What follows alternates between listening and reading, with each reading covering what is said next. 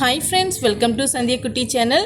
இன்றைக்கி நம்ம சந்தியக்குட்டி சேனல் மூலிமா ஒரு சூப்பரான சத்தான சுண்டைக்காய் குழம்பு எப்படி செய்யுதுன்னு சொல்லிட்டு நம்ம பார்க்கலாங்க. அதுக்கு பார்த்திங்களன்னா எங்கள் வீட்டில் அருகே இருக்கக்கூடிய இந்த சுண்டைக்காய் நான் ஃப்ரெஷ்ஷாக எடுத்துகிட்டு வந்திருக்கேன். இது எப்படி கட் பண்ணிவிட்டு கொஞ்சம் கூட கசப்பு இல்லாமல் எப்படி செய்யுதுன்னு சொல்லிட்டு நம்ம பார்க்கலாம். அதுக்கு முன்னாடி நம்ம வீடியோவை ஸ்கிப் பண்ணாமல் லாஸ்ட் வரைக்கும் பாருங்கள். கண்டிப்பாக உங்களுக்கு யூஸ்ஃபுல்லாக இருக்கும். இதை நம்ம அப்படியே வச்சுருந்தோம் சாப்பிட்லாங்க.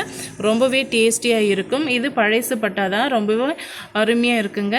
எப்படி செய்யுதுன்னு சொல்லிட்டு நம்ம இப்போ பார்க்கலாம் வாங்க. இப்போ பாருங்கள், எல்லா சுண்டைக்காயும் இது போல் காம்புகள் இல்லாமல் நம்ம தனியாக பிரித்து எடுக்கும்போதே தண்ணியில் இது மாதிரி நம்ம போட்டு வச்சுட்டோம்னா கொஞ்சம் கூட அந்த கருத்த மாதிரி இருக்காது. நல்லா நம்ம எப்படி பறிச்சோமோ அதே போல் பச்சையாகவே இருக்கும். இப்போ இது இதுக்குள்ளே இருக்கக்கூடிய இந்த விதை பகுதியை எப்படி நீக்கிறதுன்னு சொல்லிட்டு நம்ம பார்க்கலாங்க. அதுக்கு இப்போ நான் ஒரு இடிக்கல்ல தான் பயன்படுத்தியிருக்கேன். இப்போ கொஞ்சமாக நம்ம பச்சை சுண்டைக்காயை எடுத்து இதுக்குள்ள நம்ம போட்டு விட்டுடலாம். போட்டுட்டு லைட்டா இது போல நீங்க தட்டி விட்டீங்கன்னா நல்லா நசிஞ்சு வருங்க.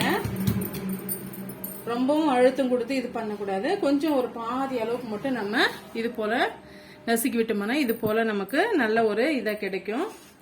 இப்ப பாத்தீங்கன்னா அதே போல நசுக்கி நம்ம தண்ணியில சேர்த்து விட்டுருணுங்க. எதுக்காக இது போல நம்ம சேர்க்கிறோம்னு பாத்தீங்கன்னா நம்ம இடிக்கும் போது அந்த விதை பகுதியெல்லாம் அதிகமா நமக்கு கிடைக்குங்க.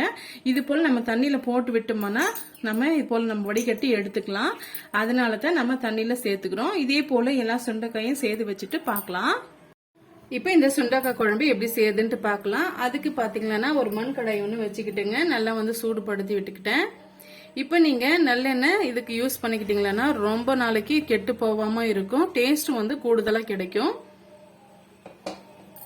2 குழிக்கரண்டி அளவுக்கு நான் நல்லெண்ணெய் சேர்த்துக்கிட்டேன். எண்ணெய் நல்லா சூடாயிட்டு வரட்டும். பாருங்க, எண்ணெய் நல்லா சூடாயிட்டு வந்துடுச்சு. இந்த ஸ்டேஜ்ல நான் 1 டீஸ்பூன் அளவுக்கு கடுகு சேர்த்துக்கிறேன். கடுகு நல்லா பொரிஞ்சு வரட்டும். பாருங்க, கடுகு நல்லா பொரிஞ்சு வந்துருச்சு. இந்த ஸ்டேஜ்ல 3 பெரிய சைஸ் வெங்காயம் கட் பண்ணி வச்சிருக்கேன். நீங்க சின்ன வெங்காயம் பயன்படுத்திக்கிட்டா அது இன்னுமே ரொம்பவே டேஸ்டியா இருக்குங்க. அது இன்னுமே நமக்கு ரொம்பவே நல்லது. இப்ப சின்ன வெங்காயம் இல்லாதனால நான் பெரிய வெங்காயம் எடுத்திருக்கேன்.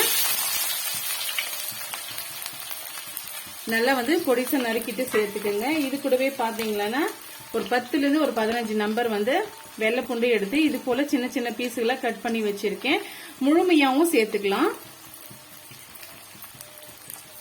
சேர்த்துட்டு இது கூடவே ஒரு 3 கொத்து அளவுக்கு நம்ம கருவேப்பிலை, ஃப்ரெஷ்ஷான கருவேப்பிலை சேர்த்துக்குங்க.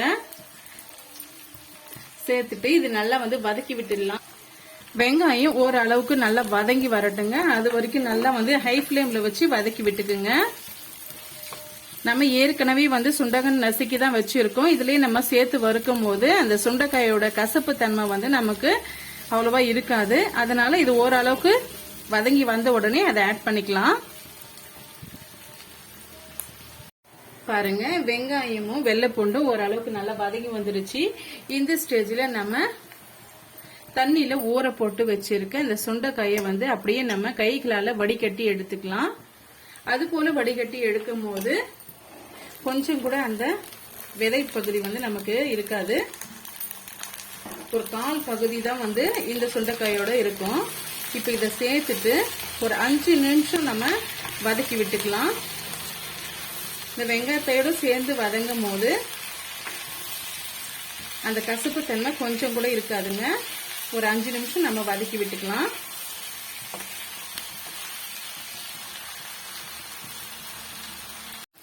பாருங்க, நம்ம சேர்த்திருக்க சுண்டைக்காய் நல்லாவே வதங்கி வந்துடுச்சு.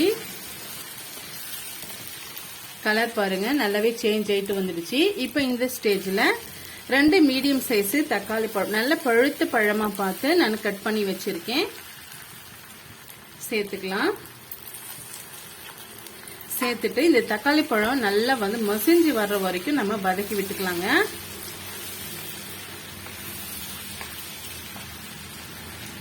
பாருங்க, நம்ம சேர்த்திருக்க தக்காளி பழம் நல்லாவே மசிஞ்சு வந்துருச்சு. இந்த ஸ்டேஜ்ல இதுக்கு தேவையான அளவுக்கு நம்ம மிளகாய் தூள் சேர்த்துக்கலாம். நான் வந்து வீட்லயே அரைச்ச குழம்பு மிளகாய் தூள் தான் வந்து சேர்த்துக்க போறேன். 1 டீஸ்பூன் அளவுக்கு குழம்பு மிளகாய் தூள் வந்து நான் சேர்த்துக்கிறேன். வீட்டிலேயே மிளகாய் தூள் வந்து அதிக நாட்களுக்கு கெட்டு போகாம இருக்கிறதுக்காகவும் கலர் நல்லா வரதுக்காகவும் என்ன செய்யணும்னு சொல்லிட்டு நான் ஏற்கனவே மிளகாய் தூள் ரெசிபி வந்து அப்லோட் பண்ணியிருக்கேன். ஃப்ரீயா இருக்கிற டைம்ல நீங்க செக் பண்ணி பாருங்க. இப்போ வந்து 1 டீஸ்பூன் அளவுக்கு நம்ம மிளகாய் தூள் வந்து சேர்த்துக்கிட்டோம். 3 டீஸ்பூன் அளவுக்கு தனியா தூள் வந்து சேர்த்துக்கோங்க. இது சின்ன டீஸ்பூன்றதுனால 3 டீஸ்பூன் அளவுக்கு நான் சேர்த்துக்கிறேன். நீங்க பெரிய டீஸ்பூன்ல சேர்த்துக்கிட்டு இருந்தா 2 டீஸ்பூன் அளவுக்கு சேர்த்துக்கோங்க, கரெக்டா இருக்கும். இப்போ இது கூடவே வந்து தனி மிளகாய் தூள் வந்து 1/2 டீஸ்பூன் அளவுக்கு சேர்த்துக்கிறேங்க. தேவையான அளவு உப்பு சேர்த்துக்கலாம். நான் கல் உப்பு தான் வந்து சேர்த்துக்க போறேன். நான் இந்த அளவுக்கு நான் கல் உப்பு சேர்த்துட்டு இந்த பச்சை வாடை போற வரைக்கும் ஒரு 2 நிமிஷத்துக்கு வதக்கி விட்டுக்கலாம்.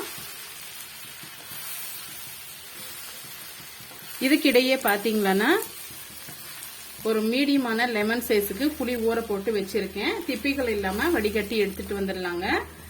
இன்னைக்கு நான் பயன்படுத்தி இருக்கிறது பழைய புளி தான் வந்து எடுத்து வச்சிருக்கேன். இது நல்லா வந்து கைகளால இது போல நல்லா கரைச்சி விட்டுக்குங்க. பாருங்க, ஒரு 2 நிமிஷத்துக்கு நல்லா வந்து நம்ம வதக்கி விட்டுக்கிட்டோம். இப்ப நம்ம புளி கரைசலை இதோட நம்ம சேர்த்து விட்டுக்கலாம்.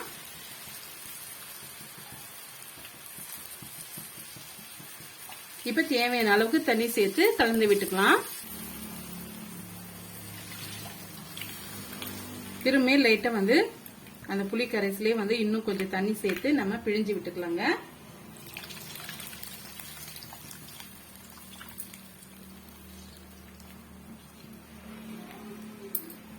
இப்ப மீடியமான ஃப்ளேம்ல வச்சு ஒரு 10 நிமிஷம் அப்படியே எண்ணெய் பிரிஞ்சு வர வரைக்கும் நம்ம இத கொதிக்க வச்சு எடுத்துக்கலாங்க.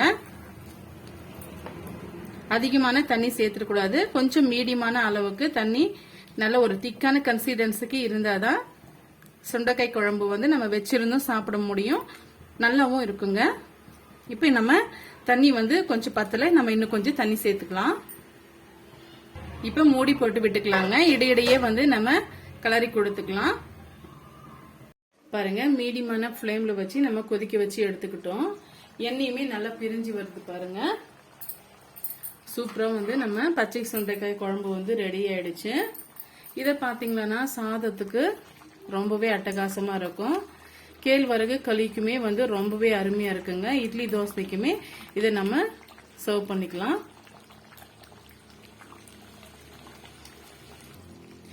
பச்சை சுண்டைக்காய் கிரேவி வந்து உங்களுக்கு பிடிக்கும்னு நினைக்கிறேன். பிடிச்சிருந்தா மறக்காம சந்திக்குட்டி சேனலுக்கு சப்ஸ்கிரைப் பண்ணுங்க, லைக் பண்ணுங்க, ஃப்ரெண்ட்ஸ் அண்ட் ஃபேமிலியோட நிறைய ஷேர் பண்ணுங்க. இது போல ஹெல்த்தியான சிம்பிளான ரெசிபிஸ் பார்க்க நம்ம சேனலை ஃபாலோ பண்ண மறந்துடாதீங்க. தேங்க்யூ.